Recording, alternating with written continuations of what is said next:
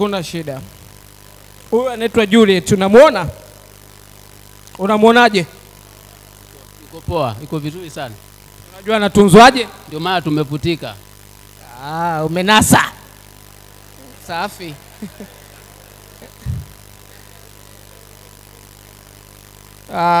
Kitu kimoja nataka kukuambia.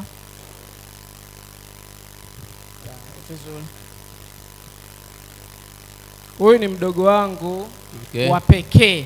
Sawa. Na wa mwisho. Sawa. Tumezaliwa watatu tu. Ndio. Na huyu ndo wa kike. Okay. Unachukua chuma cha nyumbani. Wewe Unapokiona hiki chuma, thamani yake sio cha masiara. Una paundi au unalipaje? Ndio maana tumekuja. Hayo umeshazungumza na wazee, sio mbaya. Sasa hapa tumemaliza hapa kichobaki. Wewe muda gani? Hii ngoma yetu hii tayari. Huyu mdogo wangu bado hajawa yako. Bwana. Haiwezi kuwa yako kirahisi hivyo. Tunamaliza hapa mchezo. Mimi nitakupokonya. Haiwezekani. Anarudi nyumbani. Kweli? Na uwezo na mamlaka. Ukiwa na uwezo na sisi tunasusa. Susa. Asuse, MC mwambie asuse. Twende kazi. Mtoto kama unavyomuona, mimi ni kaka yake, nimemtunza kwa kupitia kwa wazazi. Okay.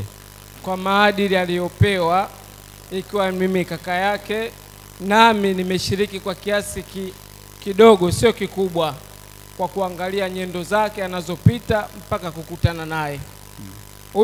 Huyo nani anaitwa Adili Angekuwa mjini ningeshampiga. Huyu ananijua mwenyewe. Okay. Nzuri sana. Cheupe. Cheupe sana. Adili yukoje? Na ndio maana amezimia. Amekubali au sio? Amekubali. Sasa sije akawa anamuoa mdogo wangu kwa sababu cheupe akaona ndio mimi. Sasa mimi nimeridhia kwa moyo mmoja. Okay, sawa. Mdogo wangu akafanye maisha. Tunashukuru kwa hilo. Kule anapokwenda akaheshimu wazazi kama anavyoheshimu nyumbani. Okay. Ana baba wakubwa nyumbani, ana wajomba na ndugu, rafiki na jamaa na majirani. Sawa. Kwa hiyo sasa hata huko anapokwenda Juliet ukafanye vivyo hivyo. Sawa. Mimi sina jingine la kuweza kuambia.